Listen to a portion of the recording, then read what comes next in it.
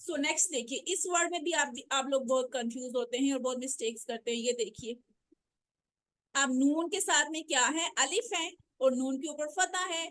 अलिफ फता को फॉलो कर रहा है, तो हम यहाँ पे वन फिंगर स्ट्रेच करेंगे। इन्ना।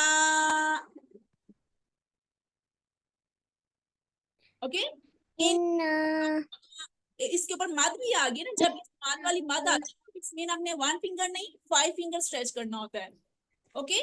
मद होगी तो 5 फिंगर स्ट्रेच करेंगे, अगर अलिफ के ऊपर मद होगी तो 5 फिंगर स्ट्रेच करेंगे। इट्स मीन हमने 5 फिंगर्स को वन बाय वन ओपन करना है इन नॉर्मली स्पीड। ओके। और नेक्स्ट में देखिए, और नेक्स्ट में इस अलिफ के ऊपर मद नहीं है, सिर्फ अलिफ है, तो इट्स मीन इसको वन फिंगर स्ट्रेच करेंगे, इन्ना। क्योंकि ये तो सिर्फ अलिफ मद्दा है, मद तो नहीं है।